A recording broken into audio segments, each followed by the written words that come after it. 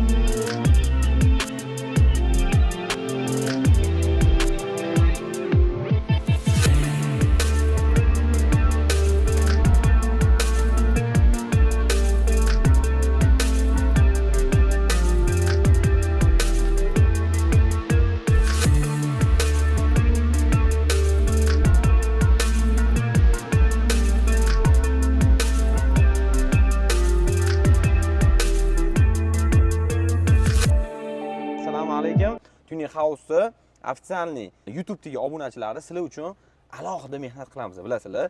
Instagramga alohida video olamiz.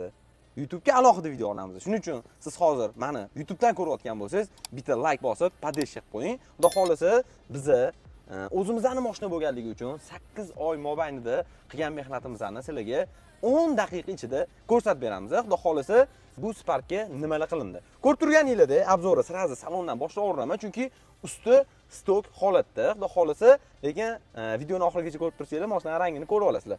Tak, qilingan ish eng asosiysi monitor, ko'ryapsizlarmi? Li monitor qo'yilgan. Mana shu monitor polniy multimediyasi hammasi ishlaydi. YouTube, Wi-Fi, Telegram, hamma narsasi mana shu o'zidan приложениyaси ishlaydi. Hattoki GPSlargacha uстановка qilib ko'rganmiz. Bu yoq tarafida bo'lsa monitor, ya'ni akustika sistemasi, polniy radio, padio, tak, bu yoqda xuddi shunaqa bunga o'xshagan Telegram, hamma funksiyalarni ulab ishlatib qo'yganmiz. Hattoki ko'chani gradusini ko'rsatib turadi. Ko'rasizlarmi? 2 gradus ko'chani gradusi. Tak, bugun 21-dekabr. Tak, bu videoni taxminan 4 kundan keyin qo'ygan bo'lamiz. Tak, yana ko'rishingiz mumkin, o'zini bu yerda tablosi qolgan. Bizda faqat tabloni shapkasini olib tashab, mana shu tarpetga polniy yasalgan и tabloni ichiga qo'yib, ustiga qora oyna qo'yganmiz. Ko'rishingiz mumkin, seli monitorga aylangan. Bu yoq tarafda mana bu detal alohida yasalgan. Tarpetga alohida yasalgan. Mana shu Mercedes 212 ni deflektori bo'ladi. Pechkasi hammasi ishlaydi. Okay, havo mana bu yerdan chiqadi. Ko'ryapsizmi? Zo'r chiqyapti havo. O'rtaga 212 ni soati joylashtirilgan. Pechka включаторlar, bu yoq tarafdagi barra включаторlari, avarinki knopka bo'tga o'tgan. Avarinki knopka o'rtada bo'ladi-yu. Mana avarinki knopka mana bu yerga o'tgan. Xullas, polniy hamma включаторlarni tilla rangda qilganmiz. Tilla qoplamada qilib chiqqanmiz. To'g'ri, endi original emas, lekin rangi shu bilan birga-bir bo'lgan. Ko'rishingiz mumkin, tarpetga polniy hamma joyi yaqinroq. Mana choqlarni ko'rsatgan. Mashalloh, o'rtachasini koja qilganmiz, chetlarini alikantara qilganmiz. Hattoki deflektorlarni chetlarigacha mana shunaqa gold qoplamada, ya'ni tilla rang qoplamada qilib Mercedes deflektorlarini qo'yganmiz.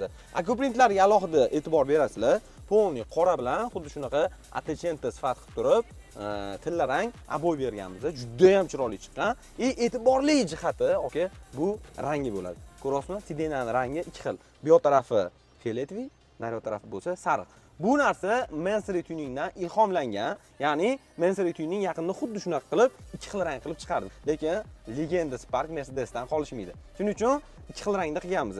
Bir xil rangdan zerikib ketgan okalar uchun biz eslicha shunaqa ikki xil rangda qilib beraveramiz. Bilasizlar, bizda Tuning House'da hamma uslugalar bor. Polirovka, keramika, tonirovka, turli salonlarni o'zgartirib berish xizmati, koja pertashga, chexol, undan tashqari yangi uslubga qo'shganmiz, diskga balon joyimiz bor, undan tashqari kuzovnoy seximiz ham bor. Xullas, polniy mashinangizni A'dan Y'gacha inshaalloh tuning house hamma ishlarni bitkazib ketsangiz bo'ladi. Tak, mashinani yana ochib turgan narsasi bu patologdagi zvyozdiy nebasi bo'ladi. Ko'rasizmi, zvyozdiy neba boshqacha qilingan, mashaalloh. Buni pulti bor. Pultidan ko'rishingiz mumkin. Har xil rangda bo'ladi. Xohlasangiz oq, xohlasangiz sariq, xohlasangiz yashil, xohlasangiz qizil, xohlasangiz RGB qilib har xil rangda yonadigan qilib qo'ysa ham bo'ladi. Ko'rasizlar, yulduzlari uchadigan yulduz qilib qo'yganmiz, ya'ni ora-orada yulduzlari uchib turadi. Shuning uchun patologga alkantarani Italiyadan olib keltirganmiz. Bilasizlar, italyanskiy alkantara 1 metri $135 turadi. Ya'ni yaxshi narsalar, sifatli narsalar ishlatilingan. Ruli Malibu 2 ni ruli qo'yilgan. Buni ham choklari sariqda tikib, chetidagi o'sha detal joylari hammasi gold rangda, ya'ni tilla rangda qilingan. Malibu 2 bar qo'yilgan. Malibu 2 rul bilan yomon satishlarni bo'lyapti. Shunday ochadi. Hamma knopkalarni ulab berganmiz. Ya'ni cruise control, yurganda o'zi tezlikni ushlab oladigan knopkalari hammasini как положено ulab qo'yganmiz. Start stop bilasizlar, qulay bo'lish uchun start stop ham qo'yib berilgan. Tak, endi obshivkalarga alohida e'tibor beramiz. Obshivkani ko'rishingiz mumkin. O'rtachasida zvyozdiy neba bo'lgan. Bu faqat Rolls-Royce Spectre'da va Machis Park'da bor. Bo'ldi. Boshqa mashinalarda yo'q. Patologiya bilan bir xil qilib o'rtasini zvyozdiy neba qilib berganmiz. Obshivkani ham ko'rishingiz mumkin. Polniy ekoko'ja bilan qoplaganmiz. Salonda deyarli plastmassa detal qolmagan. Luxury mashinalarda, masalan, Mercedes, Maybach, Bentley, Rolls-Royce shunga o'xshagan mashinalarda salonda plastmas detal bo'lmaydi. Chunki luxury segmentda hammasida yo charm, yo alkantaradan ishlangan bo'ladi. Bu Sparkimiz ham luxury segmentga o'tdi desa ham bo'ladi, chunki deyarli plastmassa detal qolmadi. Hattoki poliklarigacha ko'rasizlar, koja qilib o'rtasini material qilib berganmiz. Remenlarga bitta e'tibor bering, aka. Bu yoq tarafi remenni fioletoviy, bu yoq tarafi remenni bo'lsa sariqda qilib berganmiz. Mashinamiz juda ham chiroyli chiqdi. Juda ham akkuratli bo'ldi. Orqa tarafini bitta videoni uzmasdan turib ko'raveramiz. Mashina shumizolyatsiya bo'lgan. Polniy shumizolyatsiya, hamma joyini shunga qilib, mashinaning ustini polniy broni plyonka qilib berganmiz. Bu o'zimni родной ukamning mashinasi. Shuning uchun shoshmasdan bemalol qilganmiz. Akustikalarni ko'rishingiz mumkin. Buni ham orqasini polkasini iminnoy zakaz qilib yasaldi. Podiumda bilasizlar, o'zining tekisi bo'ladi, shirib chiqarildi. O'zini mana shu kolonkasiga yasaldi. Buni ham sepkasini fioletoviy, chetidagi plastmassasini sariqda bo'yaganmiz. Juda ham chiroyli chiqqan. Orqasidagi plastmassalarni ham bir xil qilib salonni rangi bilan bir xil qilib olganmiz. Mashinaning usti ko'rinishi stok, hech narsa qilinmagan. Xudo xolasa tez orada bunga diska taqamiz. Kommentariyada taxminan yozib ketinglar. Mashinaga nechta pul ketdi deb o'ylaysizlar? Biza to'liq summasini xudo xolasa Instagram kanalimizda aytib o'tganmiz. Agar Instagram kanalini bilmasangiz, tuninghouse.uz deb yozsangiz, Instagram kanalimizga obuna bo'lib olasiz va u yerda aktivniy har kuni ish jarayonlaridan qo'yayotgan mashinalarimizni qo'yib boramiz. Tak, undan tashqari mashinada juda ham ko'plab ishlar qilindi.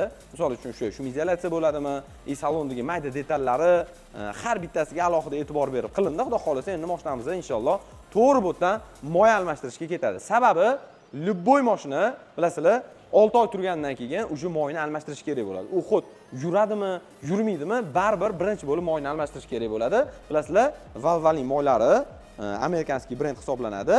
Valvoline moylarida yengillik. Yaqinda o'sha Gentrani o'ynab berib yordik, endi BMW qo'yganmiz. Mana shu Valvoline moydan sotib olib, aynan 530 primoy Sparkga tushadi. Mana bu stikeri tegdi turgan nomeri Valvoline promo botga jo'natasiz va BMW avtomobilini yutib olish imkoniyati sizda paydo bo'ladi. Xudo xolasa bizani kuzatib boringlar, ana obuna tugmasini bosib qo'ying, aka. Xudo xolasa biz shunaqa sizlarga eksklyuziv videolarni qo'yishda davom etamiz. Bunaqa Spark O'zbekistonda bitta, mabodo ko'chada ko'rib qolsanglar, bittasiga nashalib qo'yasizlar. Mashinaning nomeri qizuvmi? Aka, mashinaning nomeri yechamiz. Qana. Sal qiynadimi? Voy. Xullas, mashinaning nomeri 01 Y 01L 500US. Mana shu bo'ladi, xarid. Mana Abdulloh, mana Radno ukam xizmatlar bo'yicha pastda nomer qoldiramiz. Bemalol Tunya House ga murojaat qilaverasizlar.